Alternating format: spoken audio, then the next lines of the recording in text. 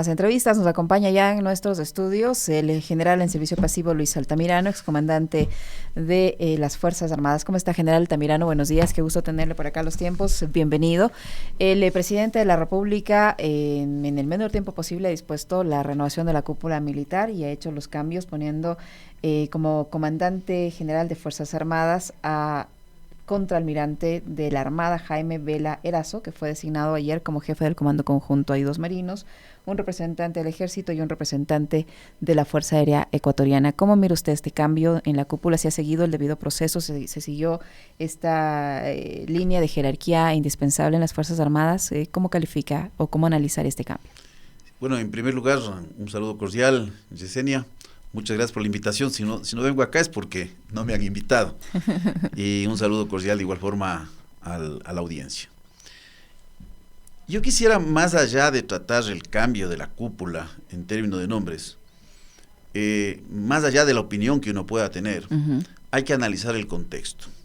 Y el contexto que tiene que ver con el Ministerio de Defensa, porque también ha habido algunos cuestionamientos en pro, en contra. Bueno, tiene un titular que es civil ahora, ¿no? Sí. Entonces aquí hay que analizar en un contexto espacial y temporal. Y espacial sobre todo en el ámbito de lo que es Latinoamérica, sin con ello desconocer, por ejemplo, elementos de teoría y elementos de práctica que se han dado en los ministerios de defensa alrededor del mundo. Mire, hechos que son claves para poder entender el momento que estamos viviendo y el momento que también vivimos hace algún tiempo. En el año de 1984, el 78% de las carteras de Estado estaban ocupadas por militares retirados o inclusive hasta militares en servicio activo, que nosotros los llegamos a tener en la historia. Y en el año 90 hay una tendencia a decrecer esta participación de exmilitares y se llega a un 50% e inclusive a un 37% de ocupación de las carteras de Estado por parte de exmilitares, es decir, mucho menos. Prácticamente en los años 2000 y hasta la fecha se vive una ambivalencia de 1-1 en la región latinoamericana, y aquí se debe a un hecho puntual que hay que comprender, entre varios factores, que es el fin de la Guerra Fría, que puso en cuestionamiento la doctrina de seguridad nacional, que hay que entenderla como una doctrina, como muchas otras que existían en la época, especialmente derivadas del realismo, una doctrina estadocéntrica. Es decir, en esto no hay objetivo de referencia al ser humano, ni objetivo de referencia a la naturaleza, y que crea la figura del enemigo interno. Y con esto yo no estoy desconociendo que en esa doctrina se desconocía el rol de la sociedad y el valor de la vida, pero hubieron excesos en términos de derechos humanos, casos como en Chile, Argentina, y casos que también ocurrieron en el Ecuador, no de forma sistematizada. Si recordamos, por ejemplo, la masacre de Astra en 1977, o recordamos también el asunto del asesinato del abogado Abdón Calderón Muñoz, líder del partido radical alfarista, en el 78. Y de igual forma trajo en duda ese autonomismo militar en un evento que inclusive fue cuestionado desde los Estados Unidos, que fue la invasión que se realizó a las Islas Malvinas, o la ocupación de las Islas Malvinas, dependiendo del contexto de cada uno de los contendores y su versión, y que generó este autonomismo militar, el peligro de justamente que no haya un control civil sobre las Fuerzas Armadas. Entonces, este es un elemento que hay que comprender, porque no es que estando en el pasado no tiene efectos en el presente. Ahora, ¿qué es importante comprender en este aspecto? Que esto va generando la necesidad de una mayor transparencia del sector defensa. Y uno de esos aspectos fue justamente la necesidad de tener una versión pública de las políticas de defensa que se conocieron como libro blanco. Porque no es que no existían, a veces no comprendemos que esta es la primera política, no. La política de defensa siempre ha existido, en varios documentos, a veces dispersos. La política de defensa se utiliza entonces a través de estos mecanismos con participación de la sociedad civil, que eso ya se innova, para diseñar en consenso aquello que el Estado, la sociedad, requiere del sector militar.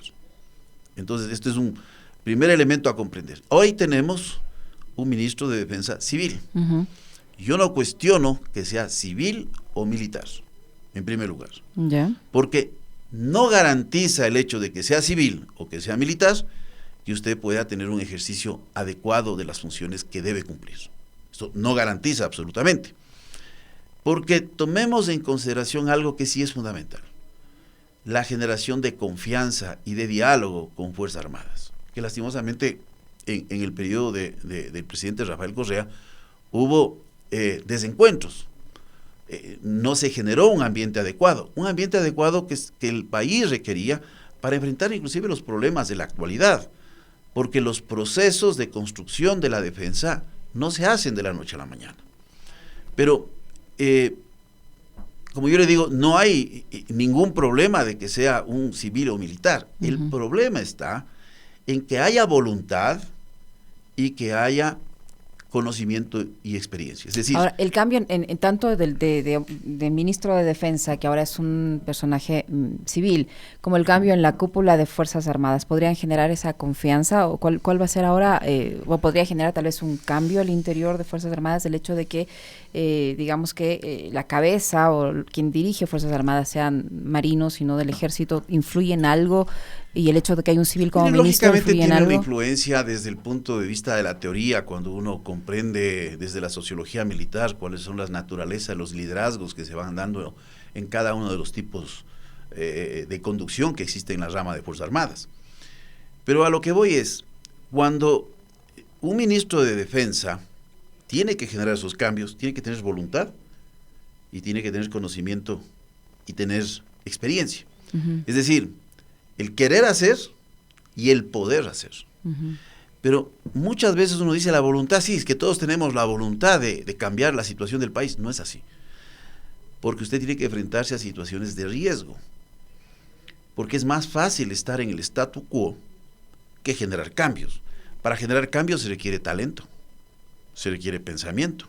Para destruir un proceso se requiere la firma de un documento y se acabó. Pero hemos tenido funcionarios a nivel de seguridad, secretario de Seguridad, ministro de Defensa, que han tenido experiencia, porque son militares en servicio pasivo, que entenderíamos han tenido toda esa capacitación de largos años en materia de seguridad, y no hay resultados positivos. Sí, no voy a hablar puntualmente de persona alguna, pero le voy a decir algo que también yo me refiero a la experiencia. Es que el aprendizaje y experiencia, o este conocimiento y experiencia, requiere un aprendizaje especial, que se llama aprender a desaprender. Y aprender a aprender. Yo no tengo que volver a un instituto militar ni volver a la universidad para estar actualizado, ni tampoco romper visiones y paradigmas que han sido sobrepasados. El problema es que usted puede pasar por la universidad, pero seguir repitiendo lo que aprendió hace 20 años. Entonces, es necesario estos dos elementos: querer hacer y poder hacer. Y el poder hacer no está en el hecho de que usted haya cumplido un proceso de formación, especialización y perfeccionamiento militar, si usted no ha desarrollado la capacidad de pensamiento crítico y de reflexión frente a la necesidad del cambio, porque requiere despojarse de paradigmas. Mire, en el año 2018 publiqué un artículo académico que puedo compartirle a usted y a Alexis, que ahora lastimosamente no está acá, que se llama La permeabilidad de las Fuerzas Armadas frente a los procesos organizacionales, en donde trato lógicamente asuntos de sociología militar y trato por qué el aislacionismo militar y por qué las Fuerzas Armadas en el mundo, no todas, muchas veces caminan rezagadas frente a los procesos de cambio que otras Fuerzas Armadas van adelantando. Y hay una serie de factores, desde algunos mitos organizacionales y aspectos que tienen que ver con la tradición. Pero hay que entender una cosa, más allá del cambio de la cúpula, porque son nombres. Son nombres. Y además es un proceso normal cuando hay un cambio de gobierno, así es, ¿no? Son nombres. La tradición no se opone a la innovación. La tradición ayuda a fortalecer mecanismos de cohesión, mecanismos de identidad, mecanismos de espíritu de cuerpo frente a situaciones difíciles que tiene que enfrentar una fuerza armada en sus propias condiciones de entrenamiento y empleo. Pero la tradición, como es un concepto histórico ligado a estos tipos de referentes, ontológicamente, es decir, en su esencia, tiene una contraposición frente al desarrollo, que significa cambio. Es decir, aquí se genera lo que este filósofo Ernest Cassirer decía, armonía en la contrariedad. Es decir, cómo conservamos y nos renovamos. Hay una tensión. Entonces es importante que la persona que esté al frente de Fuerzas Armadas, al frente del Ministerio de Defensa, comprendan que hay una necesidad de cambio, pero que si no hay el conocimiento y la experiencia, si no hay el desaprendizaje y el aprendizaje de desaprender y aprender estas nuevas visiones, lo que vamos a tener es unas Fuerzas Armadas que han sido sobrepasadas por el escenario. Y lastimosamente a eso hemos ido llegando progresivamente. Entonces requiere un esfuerzo conjunto. Y aquí viene el concepto del control civil militar. El control civil militar es algo que se ha discutido no solo en las democracias, sino en países también no democráticos. En una de sus primeras declaraciones, el nuevo ministro general Altamirano, el nuevo ministro de Defensa, Giancarlo Lofredo, planteó el tema de la participación de Fuerzas Armadas en la seguridad interna. No obstante, esto todavía no está claro cómo se va a dar porque hay una reforma que se está tramitando en la Asamblea Nacional. ¿Cuál debería ser el rol o cómo debería darse esa participación de las Fuerzas Armadas en la seguridad interna si esto se aprueba finalmente en la Asamblea? Mire, he mencionado en varios foros, de igual forma haciendo opinión, al igual que una empresa, el Estado tiene un mapa estratégico. Y no me voy a alargar en esto, pero una empresa tiene como objetivo final los de carácter financiero, porque es la generación de utilidades. Y la base de donde inicia eso se llama aprendizaje y crecimiento. Del aprendizaje y crecimiento se pasa a procesos internos. De procesos internos se pasan a los objetivos del cliente. Entonces yo tengo un cliente más satisfecho, un cliente que puede acceder a mejores servicios, postventa, por ejemplo, yo voy a tener mayores réditos financieros. En el Estado la base es financiera, que significa economía y presupuesto. De ahí tenemos aprendizaje, crecimiento y procesos internos. El problema es que si no cambiamos los procesos internos, no vamos a tener resultados diferentes, porque el último nivel, en vez de cliente, se llama Estado y sociedad. Sí. Si no cambiamos procesos internos, no pensemos que vamos haciendo lo mismo, que es lo peor, vamos a tener resultados diferentes. Hay que esperar qué es lo que nos proponen. Pero un elemento fundamental es justamente el aplicar controles externos al control interno. Y esto hay dos alternativas. La una, con la formación inmediata de un Centro Nacional de Medidas de Confianza, que puede depender del propio Centro de Inteligencia Estratégico, que tiene que renovarse esa visión, con la finalidad de hacer un control a los controladores. Y con la finalidad inclusive de generar un elemento disuasivo, porque lo peor que puede existir es la impunidad. La impunidad no solo que afecta a la fe de los miembros de una institución jerarquizada como Policía Nacional, como Fuerzas Armadas, sino que alienta a que otros también puedan entrar, porque miren, en un país en donde la tasa de impunidad está en el orden del 89%, 89% de los delitos en el país no tienen sanción. El decrecimiento ha sido impresionante en estos 3 años. Pasamos del 34% al 11% de determinación de responsabilidades. Y otro elemento que es fundamental para poder comprender es el hecho de que debemos tener grupos internos que pueden depender de la Secretaría Nacional Anticorrupción, que pueden depender de cualquier entidad del Estado, para dar seguimiento a los procesos administrativos internos. Eso genera transparencia. Eso genera una mayor seguridad de que quienes controlan están siendo controlados para que las decisiones no terminen o en sanciones diferenciadas o lo que es peor, en no sanción frente a hechos que tienen que ser punibles. Entonces, en primer lugar, este aspecto. Otro aspecto que yo considero que es fundamental es redefinir el rol que tienen las Fuerzas Armadas en operaciones interagenciales en frontera. Lastimosamente hay una visión de crear nuevas unidades y al crear nuevas unidades se crean estructuras de mando costosas, cuando hay que aprovechar las estructuras de mando existentes. Y esto no es de poner más directores técnicos, es de poner más jugadores en la cancha, sin necesidad de incrementar en una forma abrupta el personal, se tienen que hacer revisión de procesos administrativos internos que permiten una mayor disponibilidad. Yo no quiero entrar a detalles porque cansaríamos a la audiencia, porque ahí viene el conocimiento, ahí viene la experiencia y ahí viene el desaprender aquello que en un momento determinado se consideraba como verdad absoluta, que por lo menos en mi vida, y gracias al estudio, la revisión de la lectura, uno comienza a reflexionar, porque esto no es de tener un título, a veces ni de tener un grado, eso es de tener la capacidad de llevar desde estas experiencias, inclusive que pueden ser teóricas, aplicaciones de carácter prácticas, como en un momento le digo, se realizó en Fuerzas Armadas, pero se requiere confianza. O sea, aquí hay un elemento fundamental que es la confianza. Yo no voy a opinar de personas si las designaciones están correctas, incorrectas. Hay un procedimiento, es potestad del señor presidente de la República. Estimo y creo que se ha observado esos procedimientos en la designación del nuevo mando militar, que inclusive refresca políticamente la imagen del presidente, porque ¿cómo estamos terminando este año? Vamos a terminar con una tasa de homicidios de sobre 43 homicidios cada 100.000 habitantes. Claro, no podemos decir que es un éxito. Y eso genera muchísima expectativa en la población, porque la gente piensa que al cambiar un gobierno se va a cambiar la situación del país, va a mejorar, al menos tienen la esperanza de que mejore. El presidente en su campaña ofreció un plan Fénix de seguridad. En ese sentido, ¿cuáles deberían ser los primeros pasos que desde Fuerzas Armadas, con nuevo ministro y como nueva cúpula militar, se den para contribuir a mejorar la seguridad dentro de sus propias competencias? Mire, hay varios aspectos, pero para señalarle algo que por eso hay que estudiar el fenómeno. Hay una cadena de producción. Todos sabemos que la mayor cantidad de droga ingresa de Colombia, si no la totalidad. Pero no tenemos un diagnóstico, no tenemos un plan, un diagnóstico. No nos dejaron, creo yo, un diagnóstico de cómo está la situación. Porque mire, lastimosamente el análisis estratégico se hace utilizando primicias, el universo y fuentes abiertas.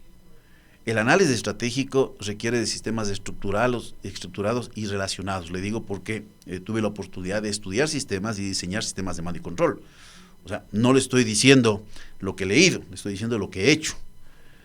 Y aquí, por ejemplo, se necesita la construcción de un barómetro que permita tener indicadores claros que vayan más allá de la tasa de homicidios y la tasa de los delitos de la propiedad. Le digo que hay un trabajo muy interesante, desarrollado por un académico, que inclusive yo le podría, después de la entrevista, dar el nombre, y que le puedan entrevistar, porque hay una visión de lo que es la seguridad integral, no discursivamente, porque ese es el problema. Utilizamos elementos discursivos, pero en la práctica aterrizamos en estrategias sobrepasadas. Entonces, esto es fundamental. Para tener un diagnóstico hay que ver las tres dimensiones: el Estado, la naturaleza y el ser humano, y para eso hay que trabajar en ámbitos. Y cada uno de estos ámbitos no me voy a alargar porque es un trabajo que inclusive he tenido la oportunidad de colaborar en sus ámbitos y en indicadores. Entonces, imagínese cuando usted tiene un sistema integrado, relacional, porque no es lo mismo que tener una base de datos documental donde extrae datos, sino tener una base de datos estructurada en donde puede hacer correlaciones y puede tener indicadores que le permiten orientar la toma de decisiones en el diseño de políticas públicas. Pero en esta cadena de distribución que existe, que viene desde Colombia, ¿por dónde sale la droga? Cerca del 90% sale por los puertos, en containers, centro de gravedad de los puertos. ¿Qué es más fácil controlar, los puertos o la frontera terrestre? Los puertos. Pero por eso no vamos a dejar de controlar la frontera terrestre, que hay que cambiar el paradigma, porque no puede ser un control militar, tiene que ser un control interagencial, porque la frontera, y aquí mismo con usted, con Alexis les he mencionado, la frontera, para quienes hemos estudiado el fenómeno y militares, académicos, la frontera es una zona de interacción, no es una línea. Entonces la frontera tiene que controlarse en profundidad. Y en un país de nuestras dimensiones, recuerda usted, había un artículo muy interesante, Ecuador, país frontera. ¿A cuánto estamos de Quito a la ciudad de Ipiales? Estamos a 4 horas y media. 4 horas y media. Entonces Ecuador, país frontera. Entonces hay que tener un concepto diferenciado, inclusive por zonas, en donde se pueda integrar interagencialmente estados mayores con operaciones que sean coordinadas, en donde se participa la Secretaría Nacional de Aduanas, donde participa la Agencia de Regulación y Control Minero, la Agencia de Regulación y Control de Hidrocarburos, la Policía Nacional, etcétera, etcétera. Entonces hay que tener una visión mucho más amplia y no pensar que las instituciones pueden seguir operando por separado. Todo bajo un concepto de eficiencia. El problema, Yesenia, es que no hay eficiencia. Un país sin recursos, y aquí hemos conversado con usted, de repente se le ocurre 10,000 policías más, 30,000 era la oferta, ¿no? Y 10,000 policías, yo le decía, ¿qué es lo que se incrementó? Significa para el próximo año, solo en sueldos, $200 millones. ¿Estamos en contra de la policía? No, seamos objetivos. Claro que hay que incrementar. Hágalo de una forma racional, de tal forma que también no genere problemas en el futuro en términos de vacantes, en términos de estructura, de jerarquía, para que los problemas de esta formación flash, que en vez de traer soluciones, hoy traen problemas. Mire, uno de los temas que se trata en los gabinetes de seguridad, mire, le digo así de una forma jocosa, pero realmente da pena, fue la inclusión de los 1.360 guías penitenciarios. Los problemas que tienen ellos son problemas de convivencia familiar, muy fuertes, alcoholismo, violencia intrafamiliar, problemas de eficiencia en el trabajo, problemas de mala conducta en el trabajo, problemas de corrupción. ¿Esta era la solución? No era la solución. Pero mediáticamente se generan estas ganancias rápidas, ¿no? Estos quick wins que se llaman. Vamos a generar una ganancia rápida. Digo esto, aplausos. Hoy, después ya de varios meses, ya escucho analistas que en un momento determinado aplaudían, criticando estas medidas. Entonces hay que pensar, hay que decirlo a tiempo. Hacer opinión no es abanderar bandera política alguna. General Altamirano, la ministra del Interior o el gobierno, el presidente Noboa, ha decidido mantener una especie de fusión entre el Ministerio de Gobierno y el Ministerio del Interior. La ministra ha designado 2 viceministros que se encargarán tanto del Ministerio del Interior, que está dentro del Ministerio de Gobierno, y hablamos hace algunos meses de la falta de institucionalidad, de este tema de la fusión, de este tema de no dedicar específicamente las tareas a cada área. El hecho de que se vuelva a incluir los temas de seguridad dentro del Ministerio de Gobierno y que no haya un ministro específico para esta tarea, ¿de qué manera contribuye o no a mejorar la seguridad? La Policía Nacional requiere un proceso de profunda reforma. Y el concepto mismo de seguridad ciudadana y el concepto de orden público merece una profunda reforma en el país. Las estructuras se pueden mover en el tiempo y obedecen a los contextos, pero un país que camina en una dirección, después camina en otra dirección, después no hay ni siquiera aprendizaje ni experiencia. Los Estados Unidos, para ponerle un ejemplo, después del evento de las Torres Gemelas, se dieron cuenta que había la necesidad de crear una estructura que articule varias agencias de seguridad y lógicamente con los cuerpos policiales locales, que son muchos. Y se creó el Homeland Security frente a un contexto. Nosotros necesitamos un ente especializado. Yo creo que es necesario mantener el Ministerio del Interior. Por separado del Ministerio de Gobierno. Por separado del Ministerio de Gobierno. Porque hay que emprender profundas reformas. El problema es cuando usted tiene personas que no tienen un conocimiento pleno, usted puede caer atraído por las lógicas institucionales y no generamos nunca cambios. Yo he mencionado aquí algunos cambios. Por ejemplo, ¿por qué en el país no se piensa en tener un cuerpo técnico de investigación? Sí, paralelo a la policía judicial. No son más gastos. Usted debe tener una capacidad de investigación en el país, pero distribuye esa capacidad en 2 instituciones. Lo hizo Colombia en 1991. En 1991 Colombia tomó la decisión, frente lógicamente a la oposición que tenía la Policía Nacional de Colombia, que es la que maneja la Policía Judicial, igual que en el caso del Ecuador, porque usted al tener un cuerpo independiente que hoy tiene cerca de 10,000 elementos, es decir, 10,000 personas, usted tiene la posibilidad de investigar a quienes investigan y tiene la posibilidad de investigar a la fuerza pública y tiene la posibilidad de investigar a servidores públicos que pueden tener vinculaciones políticas y que desde una estructura policial dependiente del Ejecutivo puede verse restringida. O no nos olvidamos las injerencias que existió en el caso de León de Troya. Entonces esto genera herramientas más fuertes para la sociedad, porque usted tendría una fiscalía con un cuerpo de investigación que puede investigar casos, independientemente de que participen o no miembros de la Policía Judicial o la formación de equipos híbridos. Entonces hay que pensar en el país. El problema es que pensamos en las agendas políticas. Entonces, cuando pensamos en las agendas políticas, inmediatamente decimos, bueno, ¿y que mañana quién estará de fiscal? El problema es que hay una politización en la justicia en el país. Entonces vemos con un ojo el derecho o el izquierdo dependiendo quién está de turno. El país demanda mayor seriedad y trabajo de la justicia.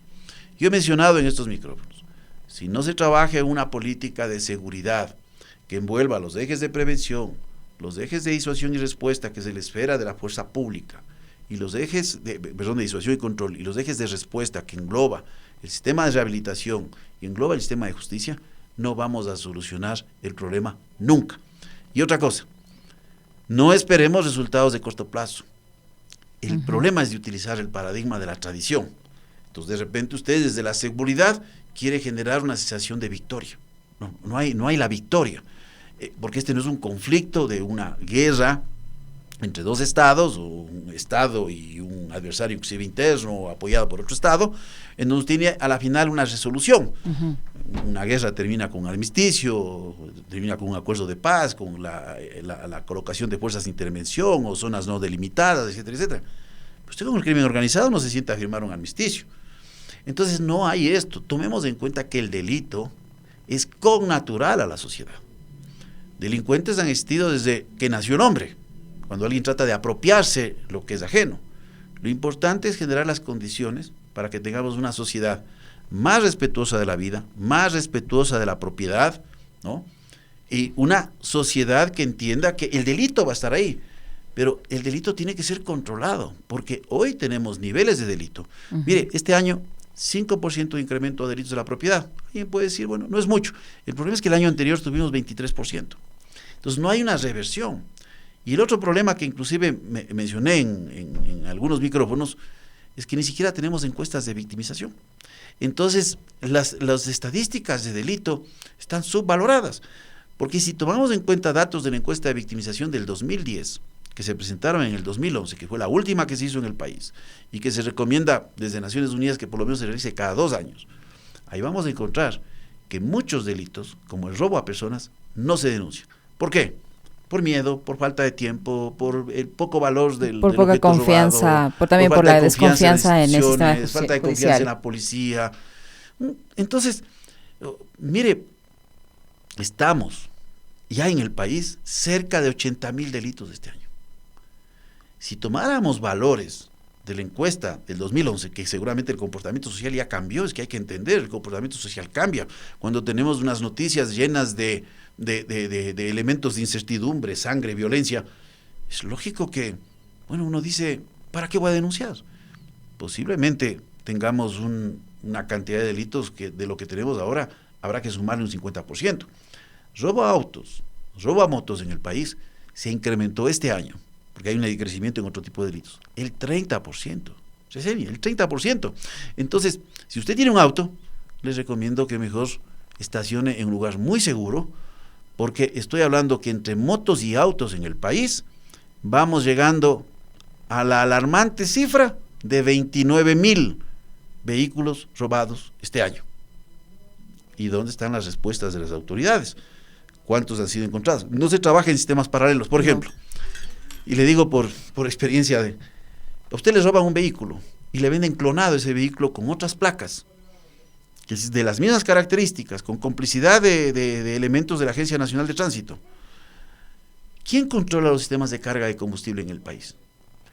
El mismo vehículo, le digo de un caso personal, de un amigo muy cercano, fue cargado al mismo tiempo, la misma placa, porque él está investigando este caso, en Quito, y 2 horas después estuvo siendo cargado ese vehículo en El Oro. Qué terrible. Entonces, ahí están elementos de tecnología que tienen que innovarse, que puede ayudar inclusive para un control de focalización de subsidios de combustibles. Entonces, hay que ver de una forma muy amplia, pero hay una sociedad que se siente desprotegida y con mucha incertidumbre. Muchísimas gracias, general. Siempre un gusto tenerle acá. Muy amable por habernos acompañado. Muchas gracias. El general Luis Altamirano, excomandante de Fuerzas Armadas, general en servicio pasivo, que ha estado con nosotros.